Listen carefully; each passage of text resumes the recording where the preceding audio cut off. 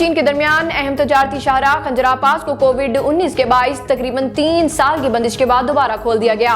ज़राए के मुताबिक गिलगित बल्तिस्तान को चीन के सूबा संज्ञानक से जोड़ने वाला पास कोरोना फैलने के बाद नवंबर 2019 में बंद कर दिया गया था।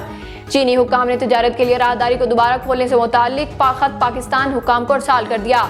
दोनों ममालिक ने सीपैक के तहत खंजरा पास राहदारी खोलने के इंतजाम मुकम्मल कर लिए हैं। खंजरा पास खुलने के बाद सीपैक मंसूबों और दो तरफा तिजारत में तेजी आ जाएगी।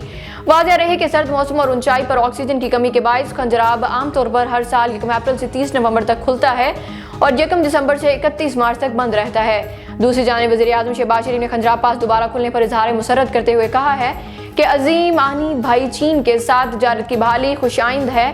खंजरा पास खुलने से सीपैक की रफ्तार बढ़ाने की राह में एक और रुकावट दूर हो गई। केमिकल और फार्मा मसनूआत की बरामदात में जारी माली साल के पहले 8 माह में सालाना बुनियादों पर 1.1% की कमी रिकॉर्ड की गई।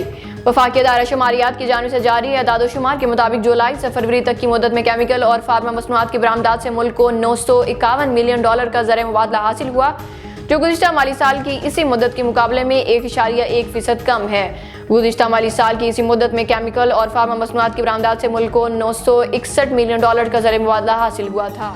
पाकिस्तान से मसनूआत इजराइल भेजने की खबरों पर वजारत खारजा के बाद वजारत तजारत का भी रद्द-ए-अमल सामने आ गया। तर्जुमान वजारत तजारत ने अपने बयान में कहा है कि सोशल मीडिया पर खबर है कि पाकिस्तानी फूड प्रोडक्ट्स की पहली बरामदी खेप इजराइल पहुंची।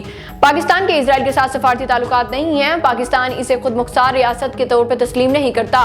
इजराइल के साथ तिजारत करते हैं और न ही बैंकिंग ताल्लुकात हैं। तर्जुमान ने मजीद कहा कि पाकिस्तान कस्टमर्स ने तस्दीक की है कि इजराइल को कोई खेप बरामद नहीं की गई। अगर किसी तीसरे मुल्क के जरिए पाकिस्तानी सामान या इजनास बरामद हुई हैं तो इसे इजराइल को पाकिस्तानी बरामदात नहीं कहा जा सकता।